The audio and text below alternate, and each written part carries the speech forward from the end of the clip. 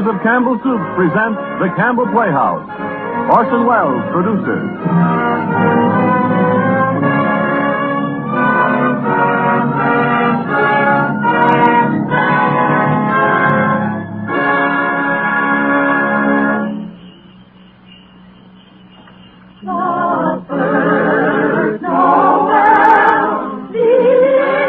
Good evening, this is Orson Welles. There are clearly a number of ways in which a Christmas carol could be introduced. Myself, I am most struck by the happy fortune that enables us on this Christmas Eve to present Mr. Lionel Barrymore, the best-loved actor of our time, in the world's best-loved Christmas story, A Christmas Carol.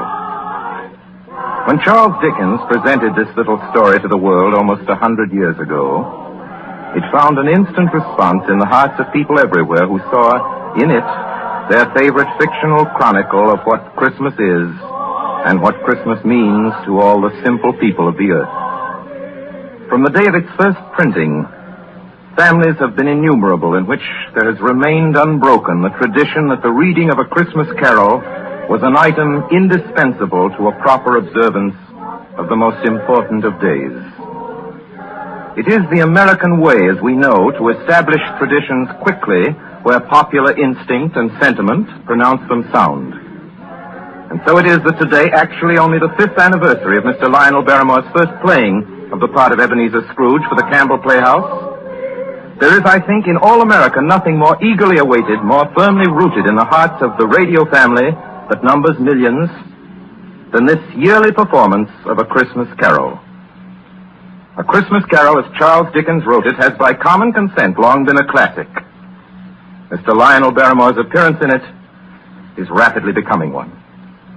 And now, just before A Christmas Carol, Ernest Chappell has a special Christmas greeting from the makers of Campbell Soups. Mr. Chappell? Thank you, Orson Welles. As the old year draws toward its close, we of Campbell's feel a bond of warmth and gratitude toward each of you, our friends. For you see, in homes everywhere throughout the land, Campbell's Soups have been welcomed. Day by day and week by week, you have placed confidence in us and in the foods we make. And there isn't anything we appreciate more deeply than the fact that so many of you have elected to let Campbell's make your soups for you.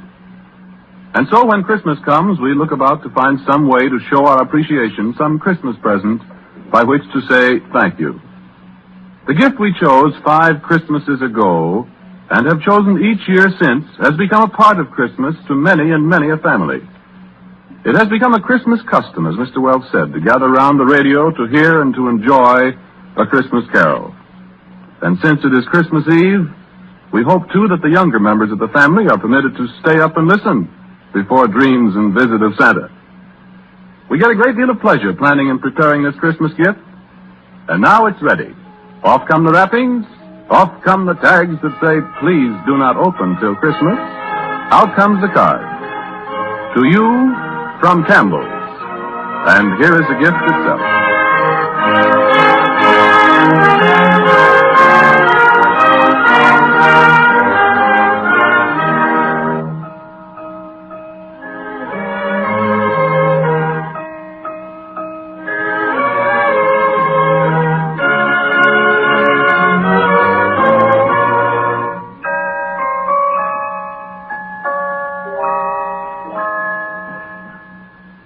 Marley was dead to begin with. There's no doubt whatever about that. The register of his burial was signed by the clergyman, the clerk, the undertaker, and the chief mourner. Scrooge signed it. And Scrooge's name was good upon change for anything he chose to put his hand to. Old Marley was as dead as a doornail. Scrooge knew he was dead? Of course he did. Scrooge and Marley were partners for I don't know how many years. But he was a tight-fisted hand at the grindstone, was Scrooge. A squeezing, wrenching, grasping, scraping, clutching, covetous old sinner. And once upon a time, of all the good days in the year, on Christmas Eve, old Scrooge sat busy in his counting house, a grim, cheerless place if ever there was one. The door of Scrooge's counting house was open that he might keep his eye upon his clerk, Bob Cratchit, who in a cold and dismal little cell beyond worked at his ledgers. Merry gentlemen, let nothing you despair. 23, 26, 29. 9 carry 2. Christmas Day. 11, 13, 17, 7. Bob Cratchit! Yes, Mr. Scrooge? Stop that infernal caterwauling. Yes, sir. 9, 15, 17, 29, carry 1.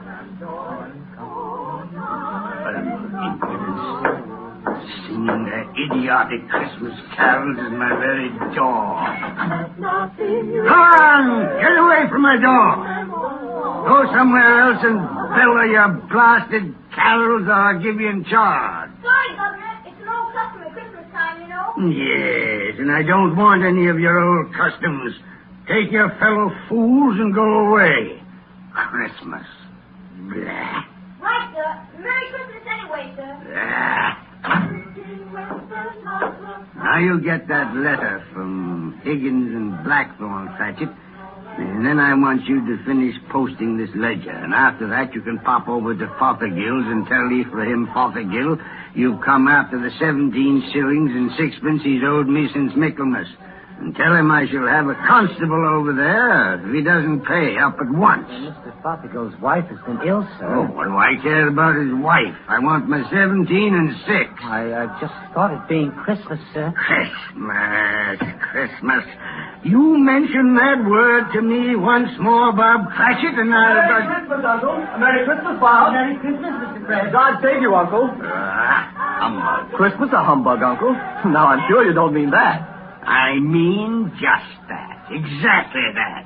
Merry Christmas. What right have you to be merry? What reason have you? You're poor enough. Well, what right have you to be dismal about Christmas, Uncle? You're rich enough. Yeah.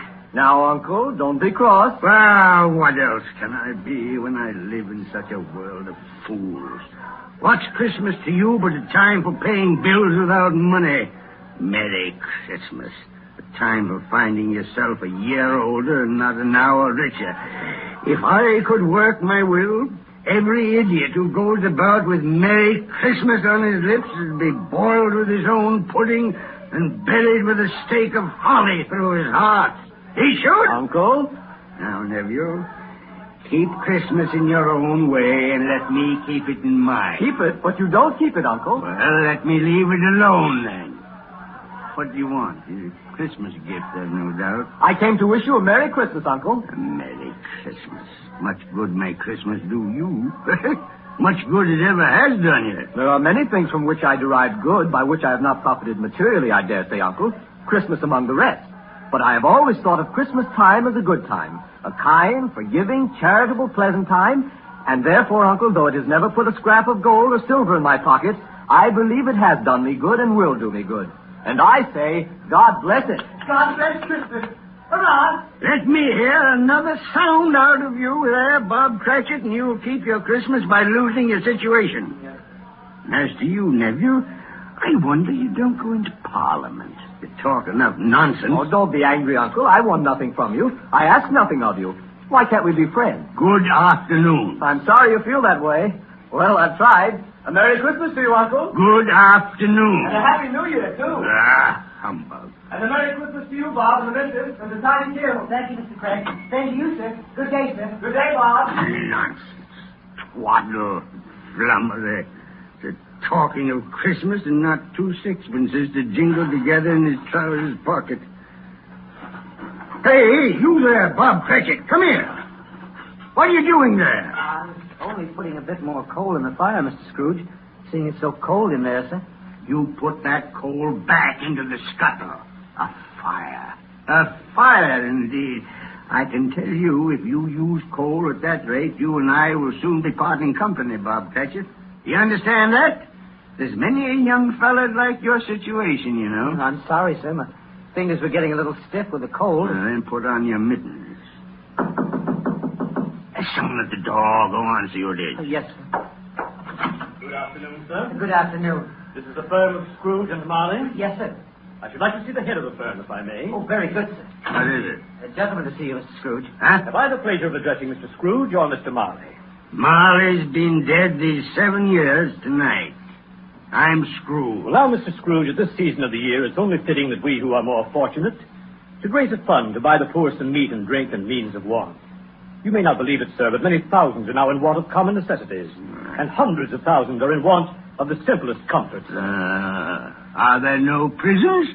Well, there are plenty of prisons, sir. And the workhouses? They're still in operation, I trust? I wish I could say they are not, but they are, sir. The treadmill and the poor law are in full vigor, then? Both very busy, sir. I'm glad to hear that.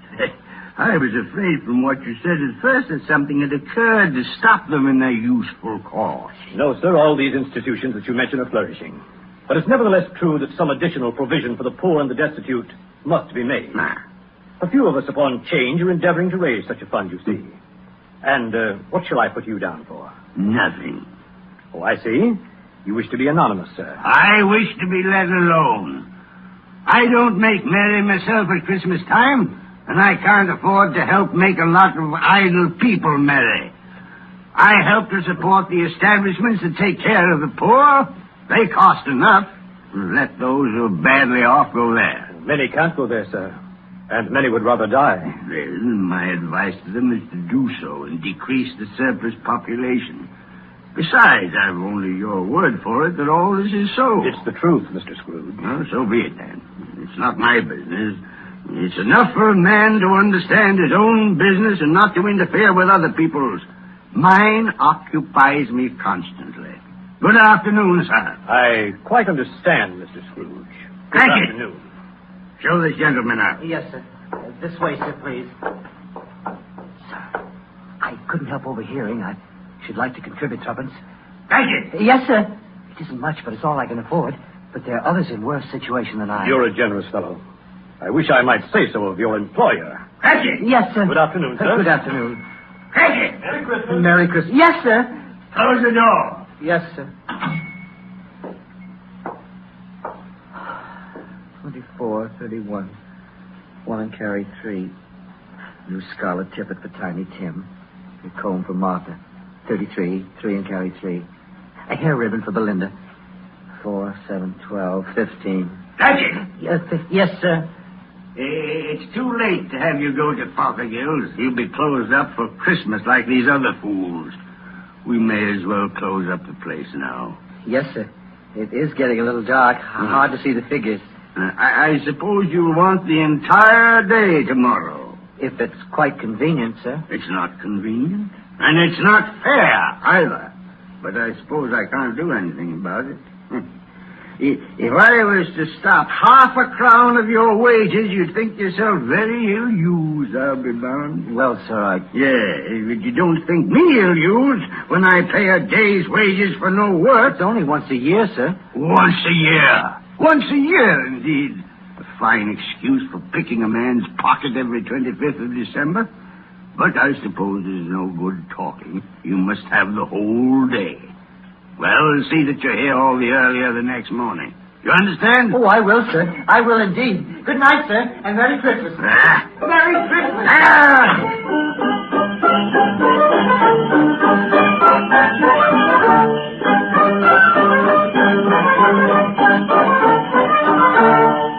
The office was closed in a twinkling, and Bob Cratchit, with the long ends of his white comforter dangling below his waist, for he boasted no greatcoat, went down a slide on Cornhill 20 times in honor of its being Christmas Eve, and then ran home to Camden Town as hard as he could pelt to play with his family at Blind Man's Buff.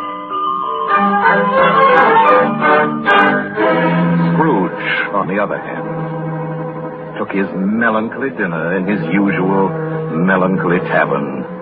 Having read all the newspapers and spent the rest of the evening with his banker's book, went to his dismal house. Darkness is cheap, and Scrooge liked it.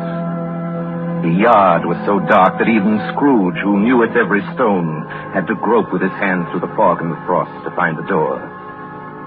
Scrooge walked through his rooms to see that all was right. Sitting room, bedroom, lumber room, all as they should be. Nobody under the table, nobody on the sofa, nobody under the bed, nobody in the closet. Closed the door. He locked himself in. He double-locked himself in. And took off his cravat, put on his dressing gown and slippers and his nightcap, and sat down before the fire to take his gruel.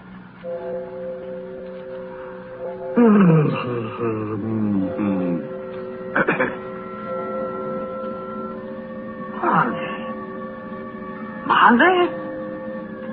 Marley! I could have sworn I saw... humbug.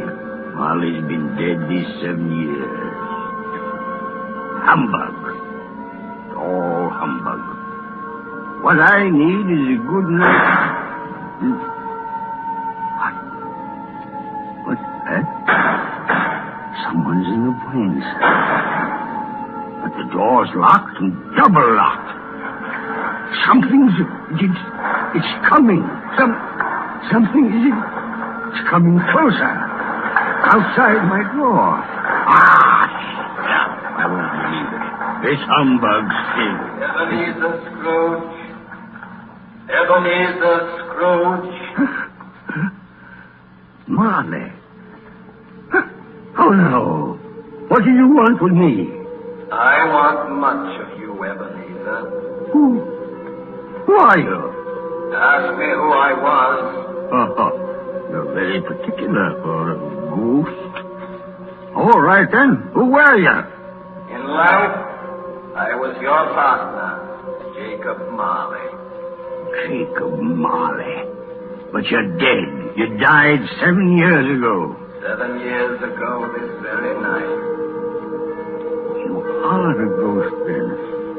What's wrong, Ebenezer? Don't you believe in me? I do not. You doubt your senses, Ebenezer? Yes. Because a little thing affects them. Slight disorder of the stomach makes them cheats. You can't be a ghost. You may be an undigested bit of beef, or a blot of mustard, or a crumb of cheese, a fragment of an underdone potato.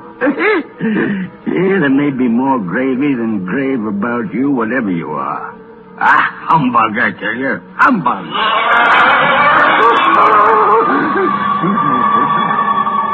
Excuse me.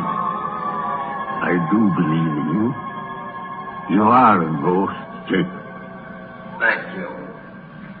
But why do you walk the earth, Jacob? Why do you come to me?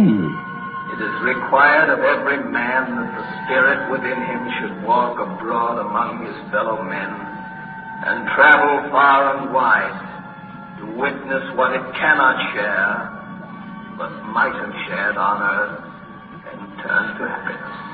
Well, tell me, Jacob, what is that chain you wear around you? I wear the chain I forged in life. I made it link by link and yard by yard by my own free will. Is its pattern strange to you, Ebenezer?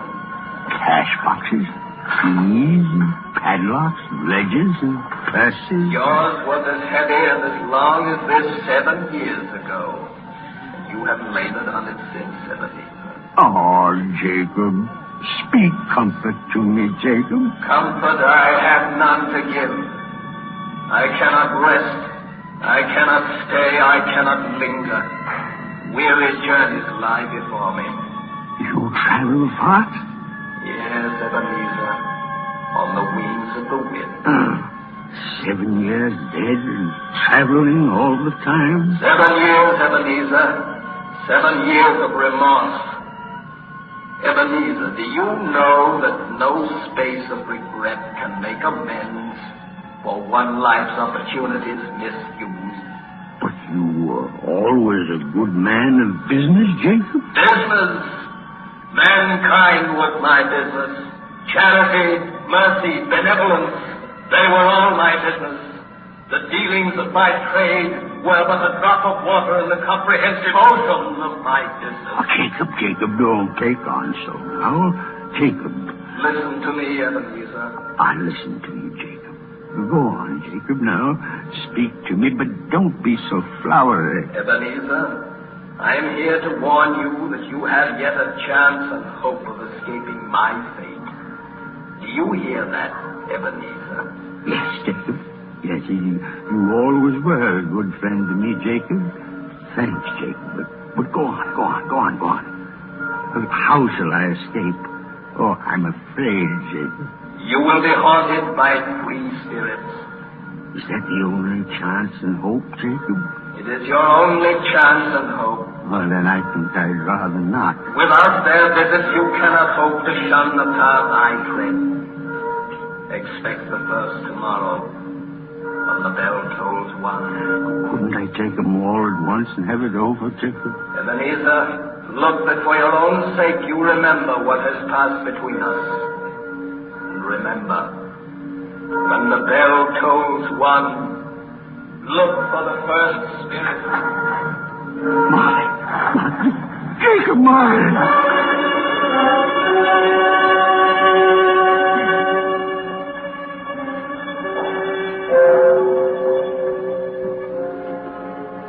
Scrooge awoke. He was lying on his bed fully dressed. Suddenly the curtains of his bed were drawn aside, and Scrooge found himself face to face with the unearthly visitor who drew them as close to it as I am now to you. And I am standing in the spirit at your elbow. It was a strange figure, like a child. Yet not so like a child as like an old man. Its hair, which hung about its neck and down its back, was white as if with age. And yet the face had not a wrinkle in it, and the tenderest bloom was on the skin. The arms were long and muscular, the hands the same, as if its hold were of uncommon strength. Ebenezer Scrooge. Who's that? Ebenezer Scrooge, I have come for you. Are you the spirit, sir, whose coming was foretold me? I am that spirit. What are you? I am the ghost of Christmas past. Long past? No, your past. But what do you want of me? What brings you here to haunt me? Your welfare, Ebenezer Scrooge. Rise and walk with me. Oh, no, not out of the window. I can't do that. I'll fall down. I'm not a spirit. I'm mortal, and I'll fall. There but a touch of my hand upon your heart, and you shall be upheld in more than this. Come, follow me.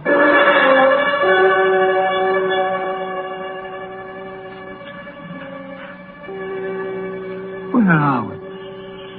What's become of the city? There's snow upon the ground. Where are we? These are the shadows of the things that have been. You recognize this countryside? Oh, I know every inch of it. Every rock, every tree. And that bleak building over there? That building. I was a boy there. Yes, I went to school in that horrible place. Do you recollect that past? I could walk it blindfold. Strange you should forget it so many years. Come, let us go closer. Look through the window into that cold, barren room. What do you see, Ebenezer Scrooge? I see a boy. A solitary child, neglected by his family, alone. Yes, I see. I know that boy. I was so lonely. Poor boy. Your lip is trembling, Scrooge. And what is that on your cheek? It's nothing at all. I wish it's too late now. What's the matter? Nothing. The waits came to my door singing Christmas carols last night, and there was a boy like that among them. A poor, pale, thin little boy in a ragged coat. I should like to have given him something, that's all. Is that all? Come, Ebenezer Scrooge. Let us see another Christmas.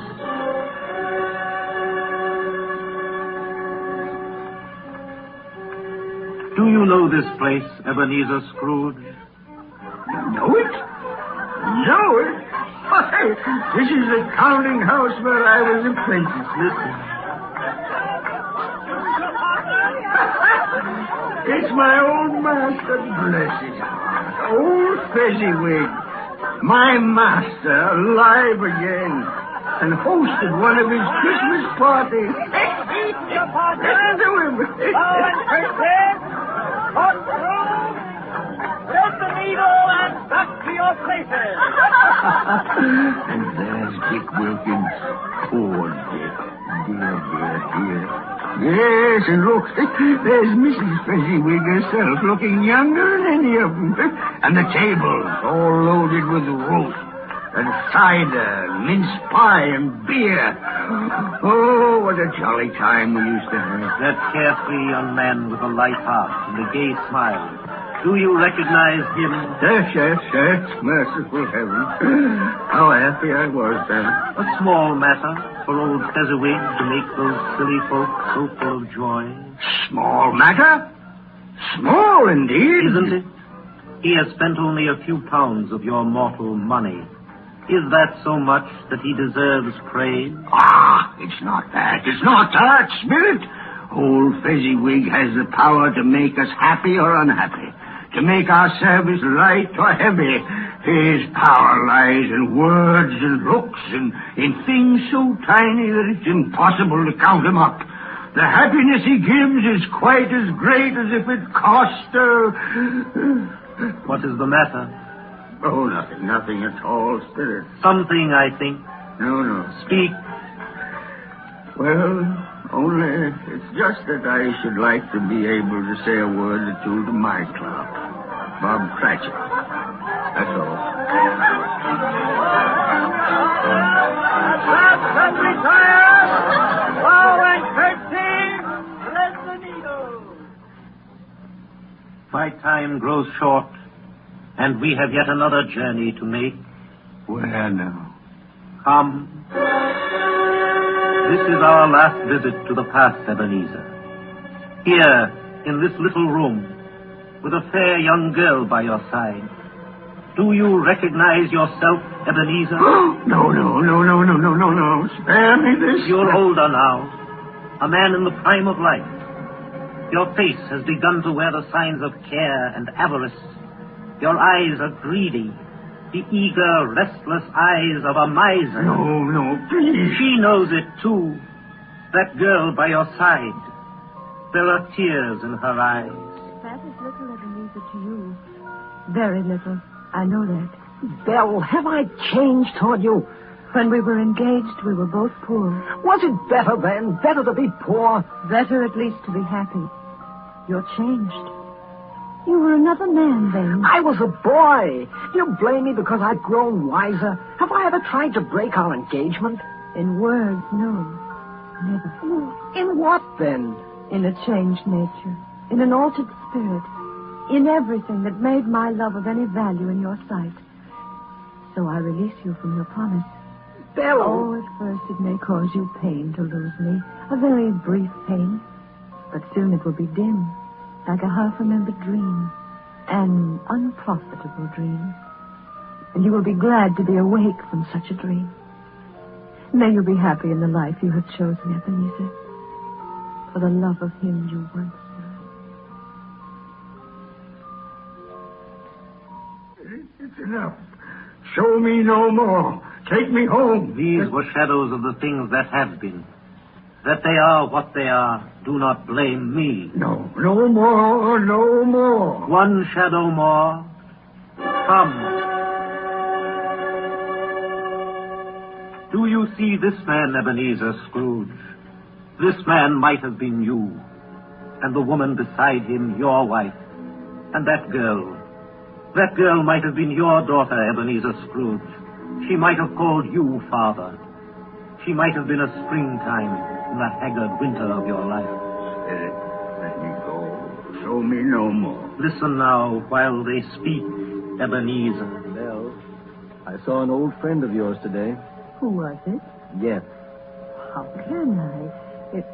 Oh, I know. Mr. Scrooge. Mr. Scrooge it was. I passed his office window. It wasn't shuttered. And there was a candle inside, so I couldn't help seeing him. His partner, Marley, lies at the point of death, I hear. And there Scrooge sat, all alone. Quite alone in the world, I do believe. Spirit, I can't bear any more. Leave me. Haunt me no more. Take me back. Take me back.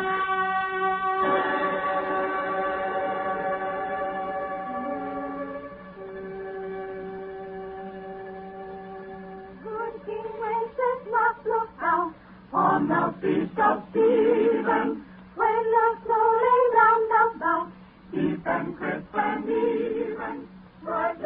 You are listening to the Campbell Playhouse, bringing you tonight the 5th annual presentation of Charles Dickens' A Christmas Carol, produced by Orson Welles and starring Lionel Barrymore as Scrooge.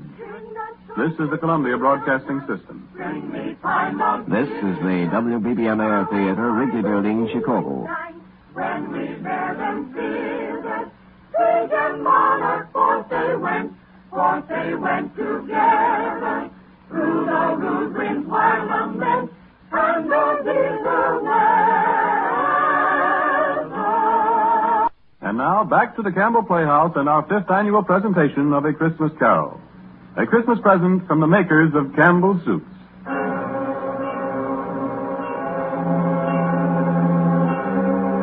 On the stroke of 1, Scrooge awakened suddenly and sat him bolt upright in his own bed. You remembered the words of Marley's ghost and wondered from which direction the second specter would appear. At that moment, nothing between a baby and a rhinoceros would have astonished him very much. Now, being prepared for almost anything, he was not by any means prepared for nothing. And consequently, when no shape appeared, he was taken with a violent fit of trembling. 5 minutes, 10 minutes, a quarter of an hour went by, yet nothing came. Then, as he sat in his bed, he became aware gradually of a great blaze of ruddy light that seemed to shine upon him from the adjoining room. He got up softly and shuffled in his slippers to the door. It was his own sitting room, no doubt about that. But it had undergone a surprising transformation. The walls and ceiling were so hung with living green that it looked a perfect grove. From every part of which bright, gleaming berries glistened, and such a mighty blaze went roaring up the chimney as had never been known in Scrooge's time, or for many and many a winter season gone. Heaped up on the floor to form a kind of throne were turkeys, geese, game, poultries, great joints of meat, sucking pigs, long wreaths of sausages, mince pies, plum puddings, barrels of oysters, red-hot chestnuts, and seething bowls of punch that made the chamber dim with their delicious steam.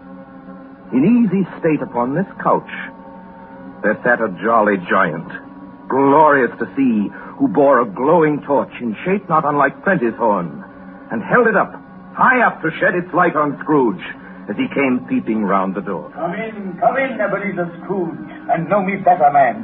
You? I am the ghost of Christmas present. Look upon me. You've never seen the like of me before. You're different from the other spirit.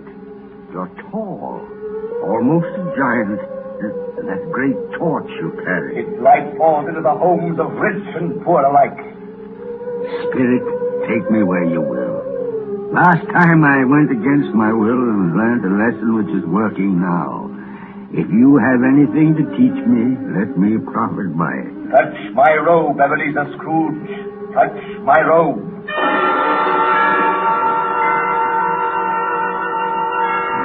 brought me, Spirit? An humble dwelling, an humble street. It's miserable enough. Yet there is happiness there. Who are these people? Who's that woman and the children? These are the family of your clerk, Bob Cratchit. He is white, dressed in a twice-turned gown, but brave in ribbons, laid the table for their Christmas dinner.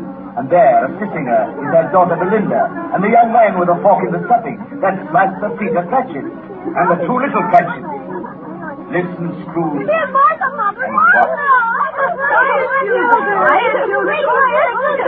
Bless your heart alive, Martha, my dear. Merry Christmas to you. Merry Christmas, Mother.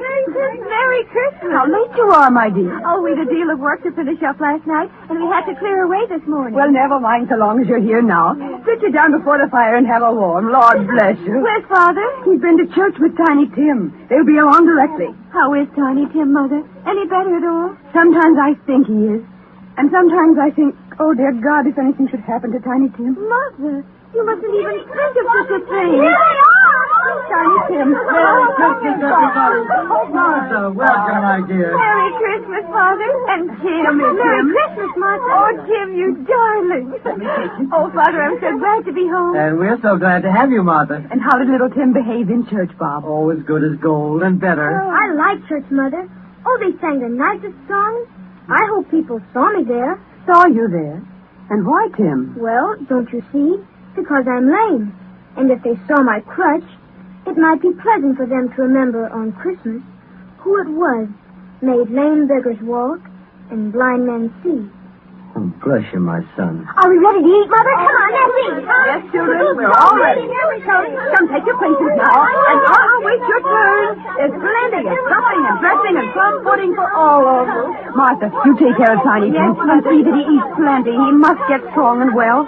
Now, just sit down, everyone. And now, my dears, shall we say grace? Spirit, Our Father who art in tell me if Tiny Tim will live. I see a vacant seat in the poor chimney corner, and a crutch without an owner carefully preserved. Oh, no, no. No, kind spirit. Say he'll be spared. Say he'll live. If these shadows remain unaltered by the future Ebenezer, the child will die. And now, my dears, with such a dinner, a toast. A Merry Christmas to us all, and God bless us. God bless us, everyone. And now to Mr. Scrooge. I'll give you a toast to Mr. Scrooge, the founder of the feast. The founder of the feast, indeed, who pays you all 15 shillings a week. I wish I had him here. I'd give him a piece of my mind to feast on, and I hope he'd have a good appetite for it. Oh, my dear, the children, Christmas Day. And it should be Christmas Day, I'm sure, on which one drinks the health of such an odious, stingy, unfeeling man as Mr. Scrooge. You know he is, Bob. Nobody knows it better than you, poor fellow. My dear Christmas Day. I'll drink his health for your sake and the day's, not for his. Long life to him. A Merry Christmas and a Happy New Year. He'll be very merry and very happy, I have no doubt. And I say God bless him too, Mother, and everyone. I'd like to see him.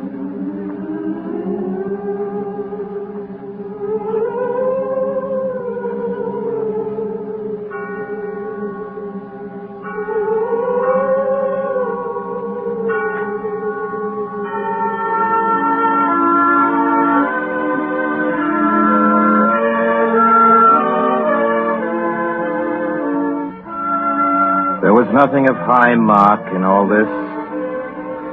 They were not a handsome family, these Cratchits. They were not well dressed. Their shoes were far from being waterproof.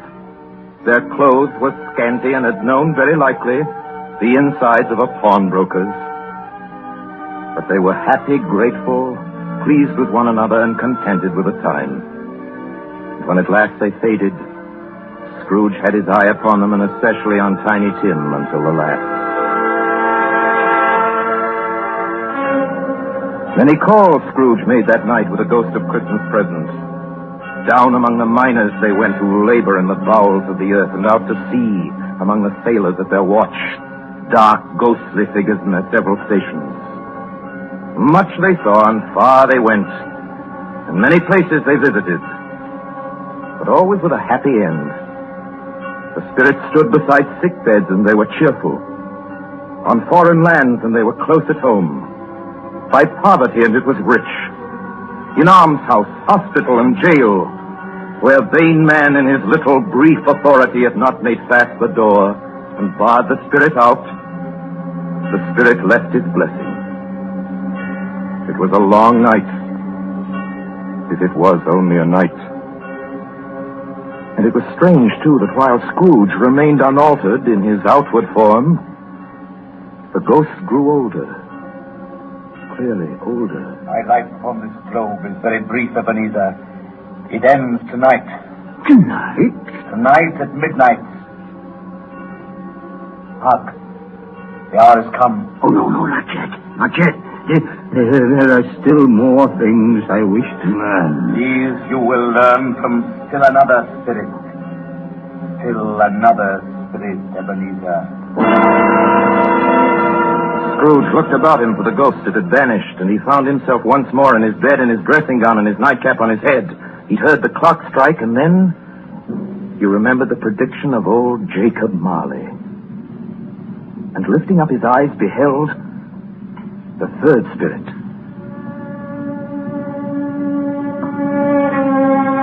A solemn phantom, shrouded in black, draped and hooded, coming towards him slowly and silently like a mist along the ground. You are the ghost of Christmas yet to come. You will show me the shadows of things that have not happened, but will happen in the time before us. Answer me, spirit.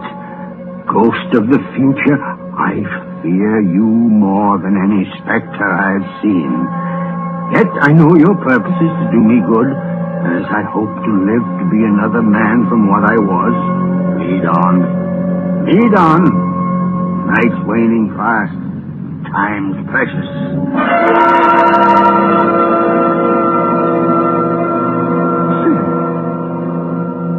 Why have you brought me here again?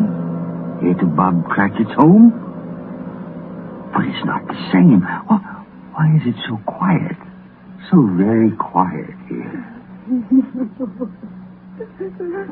Mother. Mother, please. Oh, my son. My little son. Tiny Tim. I loved him so. Oh, Mother dear, you mustn't. It's almost time for Father to be home. Don't let him see you crying. Yes. Yes, Martha. He's late tonight.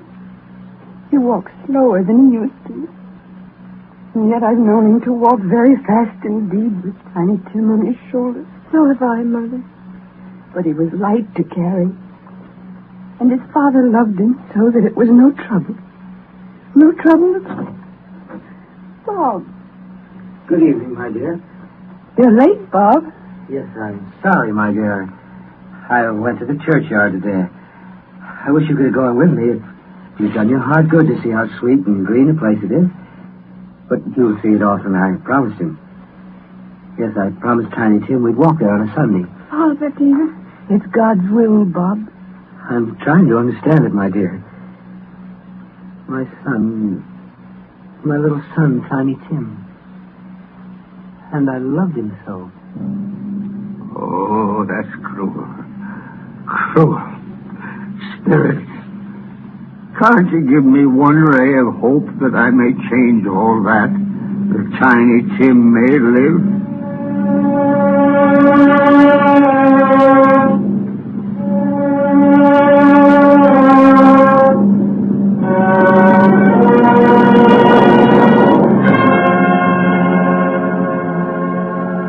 Where are you taking me now? Here, on a common street, Spirit? What is there for me to learn here? Who are those men? I don't know much about it. Either way, I only know he's dead. When did he die? Last night, I believe. It's likely to be a very cheap funeral for common life. I don't know anybody to go to it. Suppose we make up a party and volunteer. I don't mind going if a lunch is provided. Come to think of it, Albert I was his best friend. What? We used to nod to each other when we met in the street.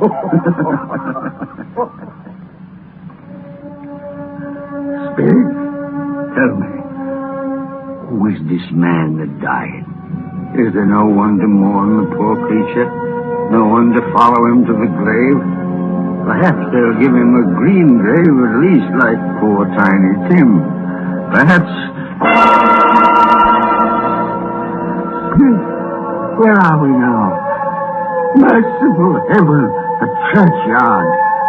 Overrun by grass and weeds, choked with too much burying, desolate, lonely, crumbling gravestones. Spirit, before I draw nearer to that gravestone, answer me one question.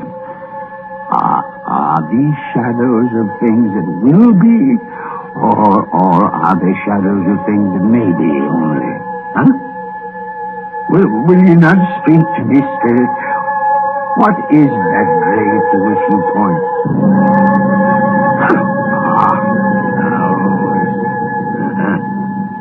There's writing on that stone. The name on the gravestone is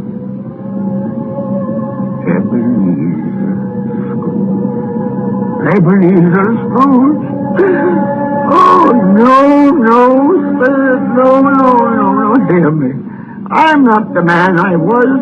Why show me this if I'm past all hope? Tell me that I can change these dreadful shadows you've shown me by an altered life. I'll honor Christmas in my heart. I'll try to keep it all the year. I'll live in the past, the present, and the future, and I'll not shut out the lessons that they teach. Tell me, City Hall, go on, tell me that I can sponge away the writing on that stone, Spirit. I beg you, Spirit. I beg you.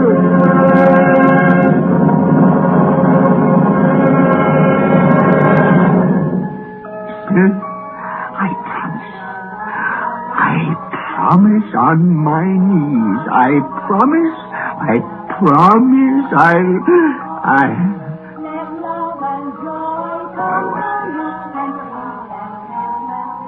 It's my own bed, boy. Oh, I'm home. In my own bed. In my own room. And the sun. The sun's shining. It's clear. It's bright. No fog. What a beautiful day. Glorious. The boy. Oh, boy. Yes, sir? What's the day? What's that, sir? Well, what day is it, my fine fella? Today? Why, it's Christmas Day. Ha-ha! Christmas Day! Then I haven't missed it. The spirits have done it all in one night. All in one night. Heaven be praised. How's that, sir? Listen, my lad. You know where the poultery is in the next street? I can say I do. Ha! Intelligent boy. A remarkable boy. Tell me, do you know if they sold the prize turkey that was hanging in the window? The one as big as me? What a delightful boy. It's a pleasure to talk to you. Yes, my buck? It's hanging there now, sir. That's wonderful. Go around, will you? And tell him to send it to Bob Cratchit and his family on Broad Street. And mind you, they're not to know who paid for it. Go on, hurry, my lad. Here, wait a minute. Here's $1/2 for your trouble. Yes, sir. Yes, sir. And a Merry Christmas, sir. And a Merry Christmas to you, my boy. Oh, I don't know what to do. I'm as light as a feather, as happy as an angel. I'm as merry as a schoolboy. Merry Christmas! A Merry Christmas to everybody. A Happy New Year to all the world. Woo!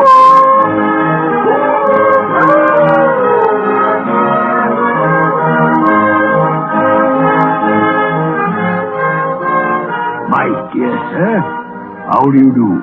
I beg your pardon? Well, you, sir, aren't you the gentleman who came to my office in regard to that charity? Why, yes, sir. A Merry Christmas to you. Yes, sir. Allow me to ask your pardon, sir. And will you have the goodness to accept? I prefer to whisper this. But, Lord bless me. My dear Mr. Scrooge, are you serious? If you please, no, not a farthing less. A great many back payments are included in it, I assure you. Will you do me that favor? Oh, my dear sir, I don't know what to say to such munificent... No, don't say anything, please. Come and see me. Will you come and see me? I will indeed. Thank you. I'm much obliged to you. I thank you 50 times. Bless you. Merry Christmas.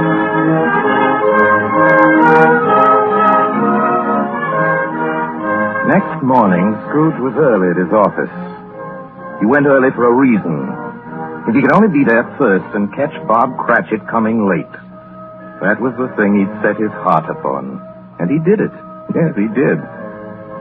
The clock struck 9. No Bob. 1:15, no Bob.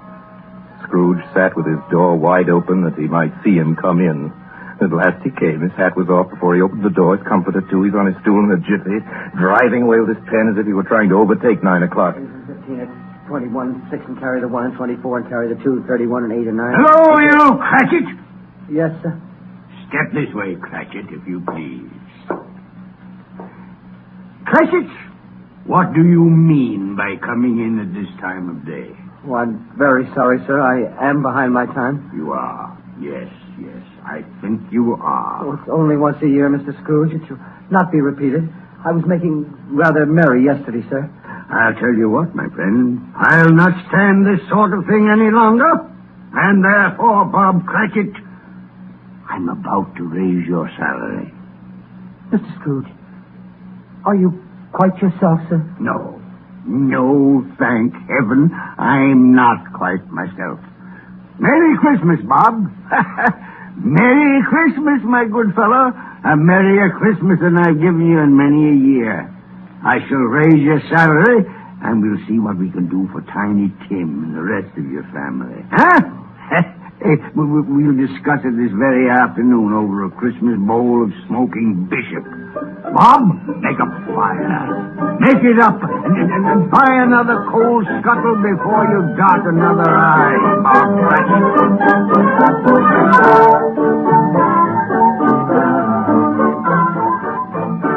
Scrooge was better than his word.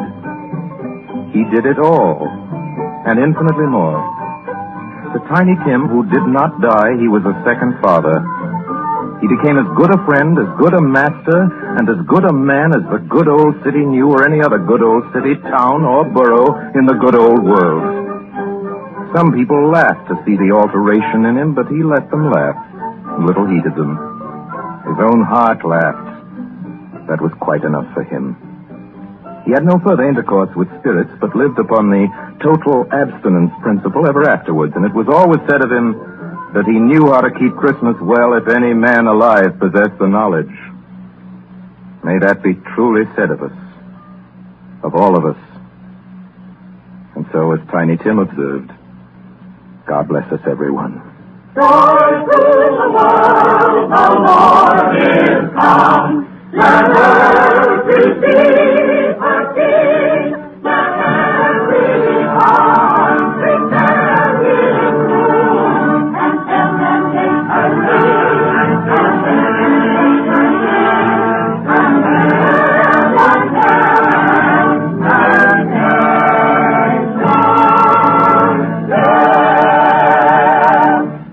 You have just heard our annual presentation of Charles Dickens' A Christmas Carol, starring Lionel Barrymore, brought to you by the makers of Campbell's Soups. And now here is Orson Welles. Ladies and gentlemen, at this point in the program, it's my custom, as you know, to present you with a few words of introduction, our guest of the evening. With your consent, I shall dispense with this tonight. To introduce tonight's guest to the Campbell Playhouse audience, or to any American audience, is an extravagant and superfluous procedure. For if ever an actor has won for himself a lasting place in the hearts of his fellow countrymen through years of unsparing and inspiring service, that actor is Lionel Barrymore. Mr. Lionel Barrymore. Oh, thank you, Orson Welles. Good evening, ladies and gentlemen. Well, this is the 4th year I've had the pleasure of appearing in the Christmas Carol here on the Campbell Playhouse, and I assure you all it's a pleasure that never tires. As long as I can remember, this has been one of my favorite stories. When we were children, it was read to us regularly at this time of year, as it is to many millions of children right now. And like many of them, I'm sure, the three of us, Ethel, Jack, and I, with the aid of a sheet and some old ironware, made a play of it. As I remember, we had 3 Scrooges in that production. Who played Tiny Tim? I think we had 3 Tiny Tims, too. But seriously, I can think of no part that I've enjoyed playing again and again as much as I have the part of that squeezing, wrenching, grasping, scraping, clutching, covetous old sinner, Ebenezer Scrooge. And I can think of no happier or more suitable choice for the makers of Campbell's Soups to offer the people of America as their Christmas present each year than Charles Dickens' well-beloved story, A Christmas Carol. Good night, Orson. Good night, everybody. And a Merry Christmas to you all. Good night to you, Mr. Barrymore. Thank you, sir, and a Merry Christmas to you. Ladies and gentlemen, next Sunday night, we're happy to announce our version of a great and truly American story by a great American novelist, Come and Get It, by Edna Ferber. Against a background of the mighty forests of Miss Ferber's own Wisconsin, it tells a stirring tale of the men and women who live and die in the woods in order that lumber may come down the rivers every spring into the cities of the modern world. Like so many of Miss Ferber's epic romances of American life, it was made from a best-selling novel into a highly successful motion picture. Now, we bring it to you on the air. The story of a man and his son and the girl they both loved, Lotta. Lotta, played for us by one of the loveliest and most accomplished of Hollywood's younger dramatic actresses, Miss Frances D. And so until next week, until Come and Get It, my sponsors, the makers of Campbell Soups, and all of us in the Campbell Playhouse remain as always obediently yours. But just one moment. Please, Benny, excuse me. Ladies and gentlemen, it's the night before Christmas. And all through the Campbell Playhouse, not a creature is stirring that doesn't join Lionel Barrymore in wishing you a Merry, Merry Christmas. This goes for all of us, from my sponsor, myself, or for all of us, from Don McBain, who runs the machinery in the control room, to Miss Helgren, who types the Campbell Playhouse scripts.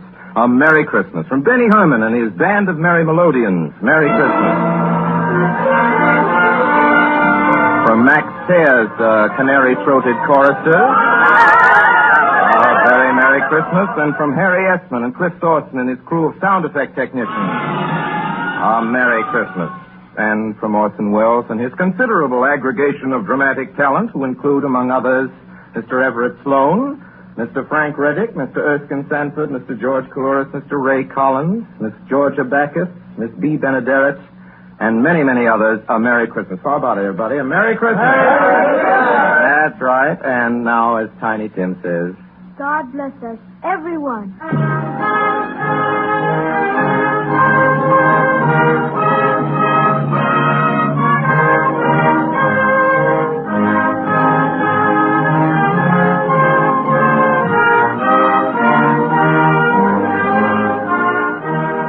The makers of Campbell Soups join Orson Welles in inviting you to be with us in the Campbell Playhouse again next Sunday evening when we bring you Edna Ferber's Come and Get It with Miss Frances D.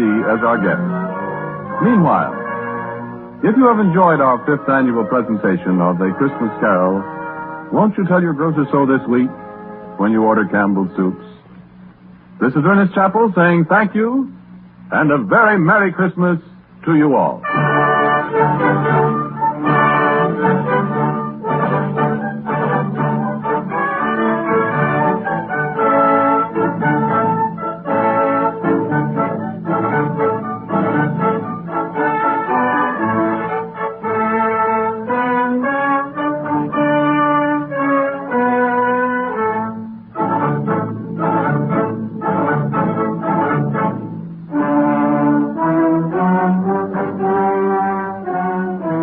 Columbia Broadcasting System.